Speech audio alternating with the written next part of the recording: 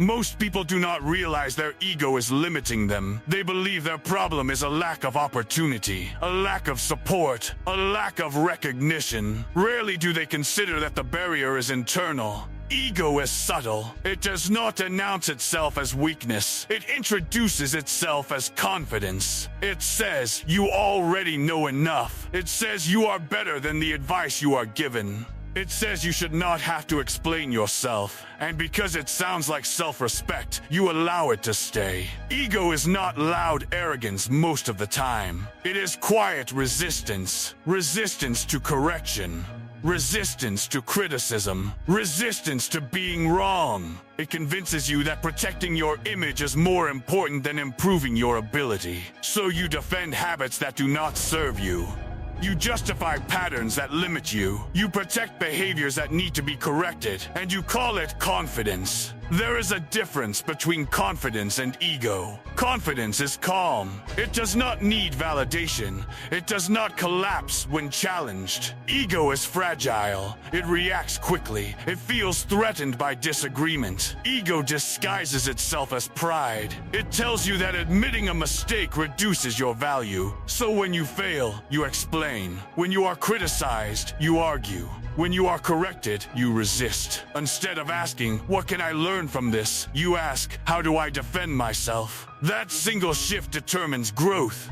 Growth requires exposure. Exposure of ignorance. Exposure of weakness. Exposure of blind spots. Ego avoids exposure. It prefers the appearance of strength over the process of becoming strong. You see this in small moments. Someone gives feedback. Instead of listening, you prepare your response. Someone points out inconsistency. Instead of reflecting, you find a counterexample. Someone challenges your mindset. Instead of analyzing, you take it personally. This is ego protecting its territory. But what is it protecting? Often, it is protecting insecurity.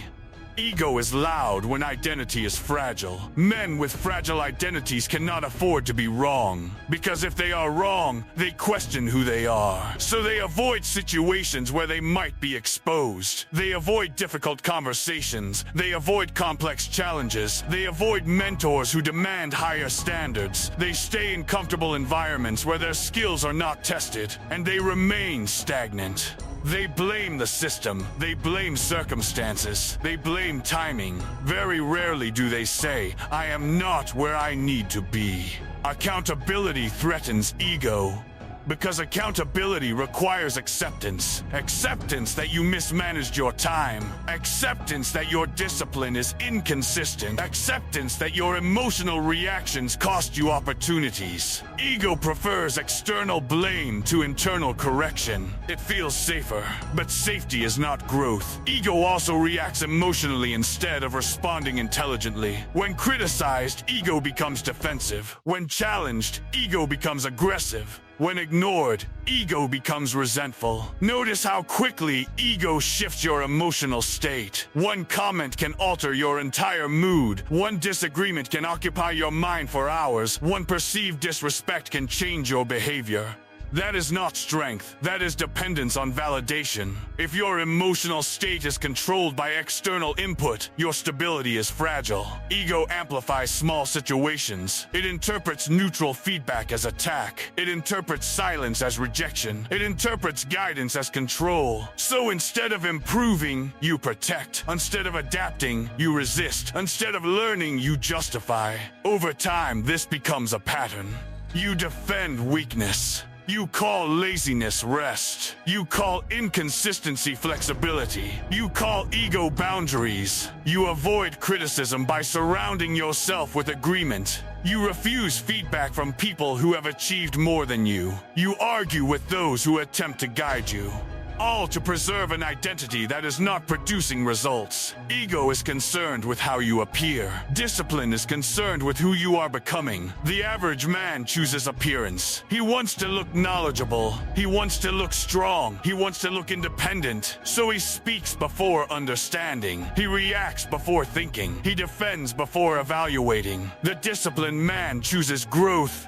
He listens longer than he speaks. He evaluates before reacting. He corrects before defending. He understands that temporary discomfort is the price of permanent improvement. Humility is not weakness. It is controlled self-awareness. It is the ability to examine yourself without collapsing. To say, I was wrong, without losing identity. To accept critique without feeling smaller. Real strength requires humility.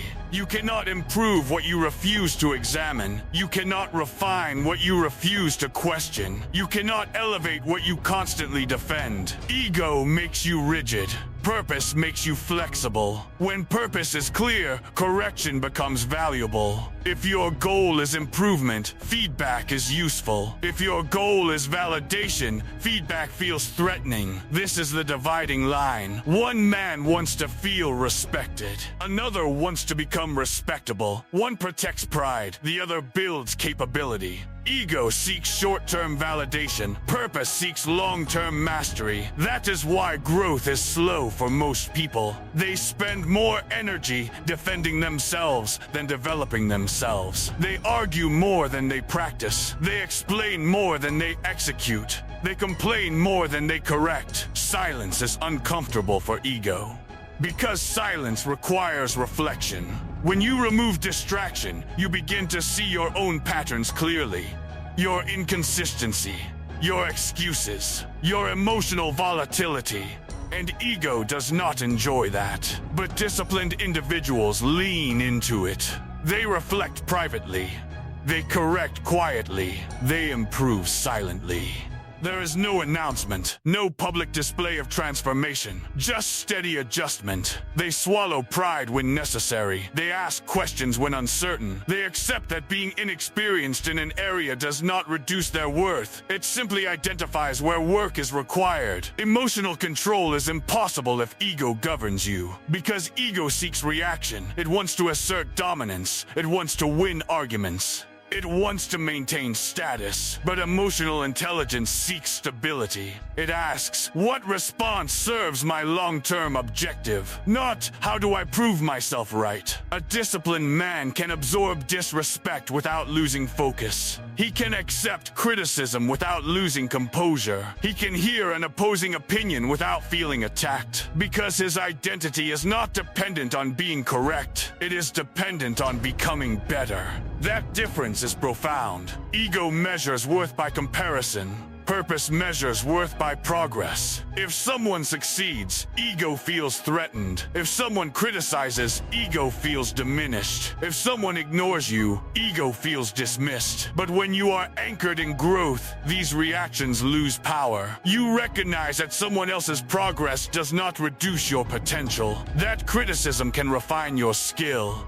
That temporary misunderstanding does not define you. Self-awareness requires courage. You must observe your reactions honestly. Notice when your tone shifts. Notice when you interrupt. Notice when you feel immediate resistance. Ask yourself, what am I protecting? Often, the answer is image. But image does not build substance. Accountability does. Humility does. Discipline does. The average man wants to win the conversation.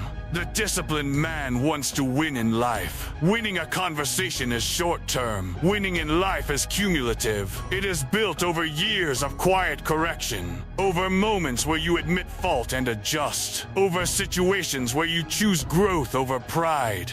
Ego says, defend yourself. Purpose says, develop yourself. Ego says, they should understand you. Purpose says, improve your communication. Ego says, you deserve more. Purpose says, become more. This is where transformation begins. Not in loud declarations, not in public promises, but in private admission. In recognizing that some of your limitations are self-imposed, and that letting go of pride is not loss.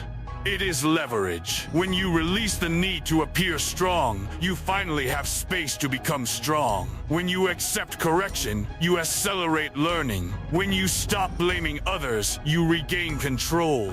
that control is power, but it is quiet power, stable power, dangerous in its consistency. Your ego will resist this message. It will say this does not apply to you. It will look for exceptions. It will focus on others who need this more. Observe that reaction carefully, because that reaction is the evidence. Growth requires humility. Discipline requires swallowing pride. Self-improvement requires self-confrontation. If you truly want elevation, you must be willing to lose arguments, to admit ignorance, to rebuild parts of yourself that no longer serve your future. This is not dramatic. It is practical. Step back. Evaluate your patterns. Notice how often you defend instead of reflect. Notice how often you react instead of respond. Notice how often you prioritize being right over being effective. Then adjust. Quietly, consistently, without announcement. Let your improvements speak over time. Your results will carry authority. Your stability will command respect. Not because you forced it, but because you earned it. Ask yourself a direct question. Is your ego serving your growth, or is it slowing it? Be honest. Not for the world, for yourself. If this message hit your ego, comment. Growth over pride.